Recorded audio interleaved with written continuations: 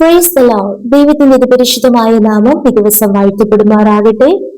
എന്നെ ശ്രവിക്കുന്ന എല്ലാ പ്രിയ ദൈവമക്കൾക്കും യേശു ക്രിസ്തുവിന്റെ നിസ്തുല്യ നാമത്തിലുള്ള എന്റെ സ്നേഹവന്ദനങ്ങൾ.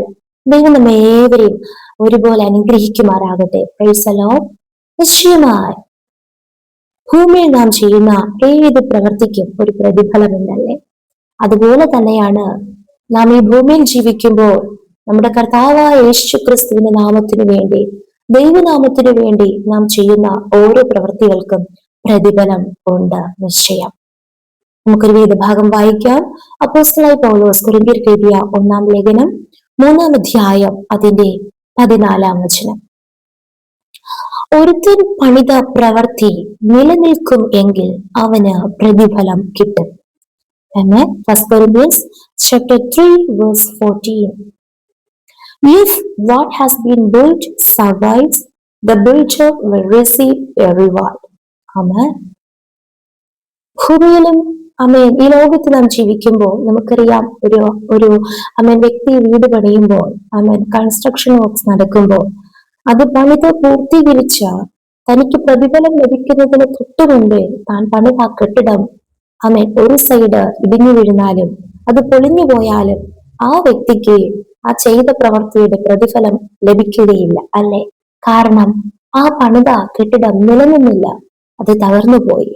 ഇതുപോലെ തന്നെയാണ് നാം ഈ ഭൂമിയിൽ വെച്ച് കർത്താവിന് വേണ്ടി, ദൈവനാമത്തിനു വേണ്ടി ചെയ്യുന്ന പ്രവൃത്തികൾ അത് നിലനിൽക്കുന്നു എങ്കിൽ നമുക്ക് പ്രതിഫലം കിട്ടും. ആരുടെ പക്കൽ നിന്നാ? നമ്മുടെ കർത്താവായ യേശു ക്രിസ്തു ന്യായാധിപതിയായി ന്യായവിധി ദിവസത്തിൽ സിംഹാസനത്തിൽ ഇരിക്കുമ്പോൾ നമ്മുടെ പ്രവൃത്തികൾക്ക് അടുത്ത പ്രതിഫലം നമുക്ക് ലഭിക്കുവാൻ ഇടയായിത്തീരും. ഇവിടെയും ഒരു പണിയെ കുറിച്ച് നാം വായിക്കുന്നു. അതേ 11-ാം വചനത്തിൽ വായിക്കുന്നു, യേശു ക്രിസ്തു എന്ന ഇട്ടിരിക്കുന്ന അടിസ്ഥാനമല്ലാതെ മറ്റൊന്നിടുവാൻ ആർക്കും കഴിയുകയില്ല. ആ അടിസ്ഥാനത്തിന്മേൽ ആരെങ്കിലും പൊന്ന്, വെള്ളി, വിലയേറിയ കല്ല്, മരം, പുല്ല്, വൈക്കോൽ എന്നിവ പണിയുന്നു എങ്കിൽ അവനവന്റെ പ്രവൃത്തി വെളിപ്പെട്ടു വരും. Price the Lord. As Peter, 1 Corinthians chapter 3 verse 11 and 12. For no one can lay any foundation other than the one already laid, which is Jesus Christ.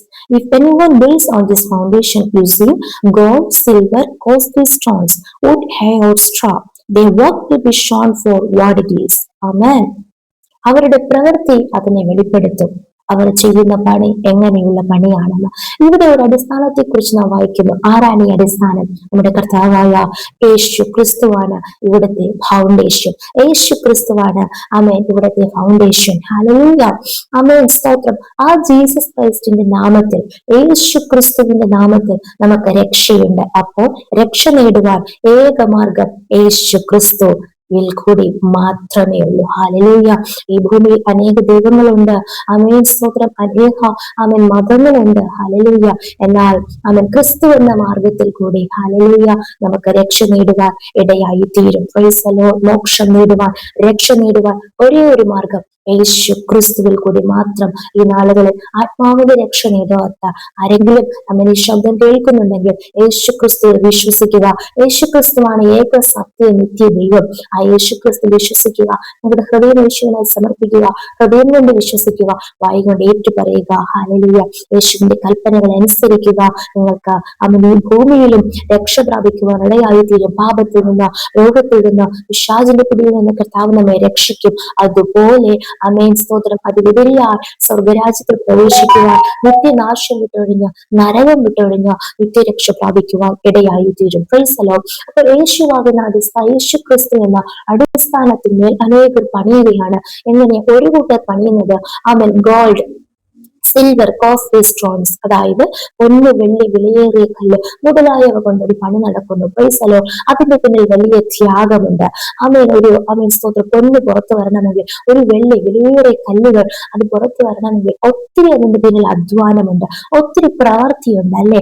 അതിനുശേഷമാണ് നല്ലൊരു മനോഹരമായ ബ്യൂട്ടിഫുൾ ആയിട്ടുള്ള ഒരു വസ്തുവായിട്ട് ഈ ഗോൾഡും സിൽവറും പ്രഷ്യസ് സ്റ്റോൺസ്, കോസ്റ്റ്ലി സ്റ്റോൺസ് ഒക്കെ പുറത്തു വരുന്നത് അനേകരെ ആകർഷിക്കുവാൻ ഒരു വസ്തുവായി മാറുന്നത്. ഹല്ലേലൂയ.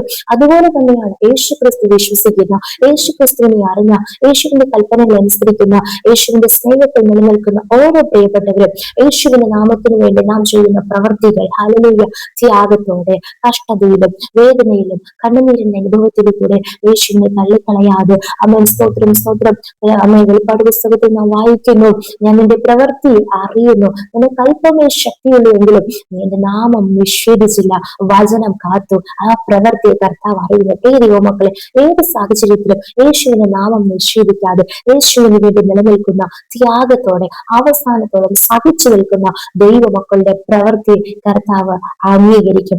അത് നിലനിൽക്കും. ഹല്ലേലൂയ. അവർക്ക് പ്രതിഫലം കിട്ടും. അന്ന് എന്നാൽ അടുത്ത കാറ്റഗറി അവൻ മരം, പുല്ല്, വൈക്കോൽ എന്നിവ കൊണ്ട് പണിയുന്നവർ. Price the Lord. ഇവിടെ വായിക്കുന്നു, വുഡ്, ഹേ ഓർ സ്ട്രാ.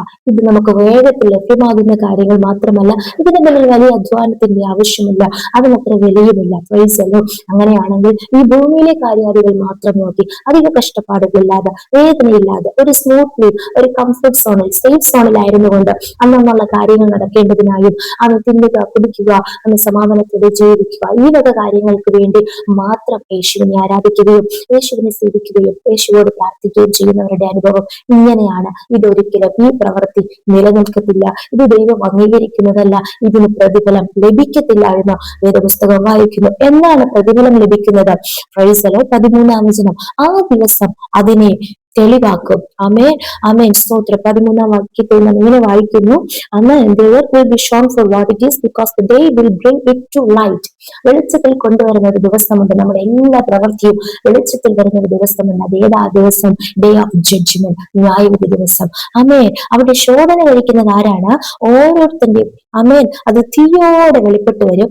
ഓരോരുത്തന്റെ പ്രവൃത്തി ഇന്ന വിധമെന്ന് തീ തന്നെ ശോധന ചെയ്യും. ആരാണ് ഈ തീ? ഹല്ലേലൂയ. ദൈവത്തെ ദഹിപ്പിക്കുന്ന അഗ്നിയാൽ ഉപമിക്കുന്നു. ആമേൻ, സ്തോത്രം. ആരും അടുത്തുകൂടാത്ത വെളിച്ചത്തിൽ വാസം ചെയ്യുന്ന കർത്താവിനെ വായിക്കുന്നു. ഇവിടെ തീ എന്ന് പറയുന്നത് ന്യായാധിപതിയായ യേശു ക്രിസ്തു ഇരിക്കുന്ന സിംഹാസനം. ഹല്ലേലൂയ. യേശു ക്രിസ്തു തന്നെ. ഹല്ലേലൂയ. ആ യേശു ക്രിസ്തു ശോധന കഴിക്കും. അടുത്ത വാക്യമാണ് നാം കീവേഴ്സ് ആയിട്ട് വായിച്ചത്. ഒരുത്തൻ പണിത പ്രവൃത്തി ആ തീ കൊണ്ട് ശോധന കഴിക്കുമ്പോൾ നിലനിൽക്കുന്നു എങ്കിൽ അവന് പ്രതിഫലം കിട്ടും. അടുത്തതോ 15-ാം വചനം, ഒരുത്തന്റെ പ്രവൃത്തി വെന്തുപോയെങ്കിൽ അതിന് ഛേദം വരും, ആമേ, താനോ രക്ഷിക്കപ്പെടും, എന്നാൽ തീയിൽ കൂടി എന്ന പോലെ മാത്രം.